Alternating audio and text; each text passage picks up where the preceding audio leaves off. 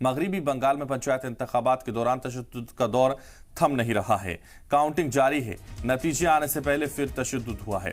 जनूबी 24 परगना के भांगर ब्लॉक में तशद्दुद हुआ है, जहां इंडियन सेकुलर फ्रंट पार्टी के कारकुनान पर बम से हमले का इल्जाम लगा है। आईएसएफ ने सिक्योरिटी फोर्सेस पर बम फेंके हैं, जिसमें एडिशनल एसपी भी जख्मी हुए हैं। पुलिस ने भीड़ को काबू करने के लिए आंसू गैस के गोले भी छोड़े हैं। तो मगरिबी बंगाल में तशद्दुद थमने का नाम नहीं ले रहा है। काउंटिंग के बीच जनूबी 24 परगना के फिर तशद्दुद की खबरें सामने आ रही हैं। आईएसएफ कारकुनान पर बम फेंकने का इल्जाम, हमले में एडिशनल एसपी जख्मी हुए हैं। टीएमसी पर गड़बड़ी का इल्जाम लग रहा है। और इस वक्त ज्यादा जानकारी के लिए आर्कोदीप्तो मुखर्जी इस वक्त हमारे रिपोर्टर हमारे साथ फोन लाइन पर जुड़ रहे हैं। आर्कोदीप्तो, क्या जानकारी जिस तरह से तशद्दुद लगातार जारी है?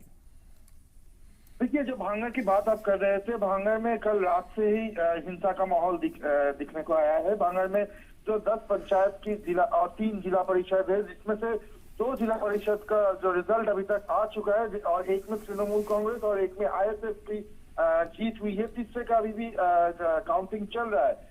तो रात को ही जो बताया जा रहा है कि आईएसएफ का जो कार्यकर्ता है, जो कर्मी सदस्य है, उनके साथ पुलिस का कुछ हिंसा का चित्र सामने आया है। पुलिस को टारगेट करके बॉम्बिंग हुआ है, ऐसा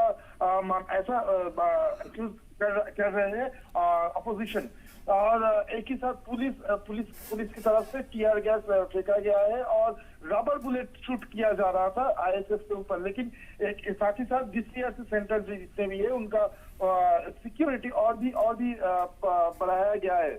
और देखिए, जो तृणमूल कांग्रेस की जो एक कैंडिडेट थी खदीजा पीवी, उनके जो सेंटर है, उसको वहां पे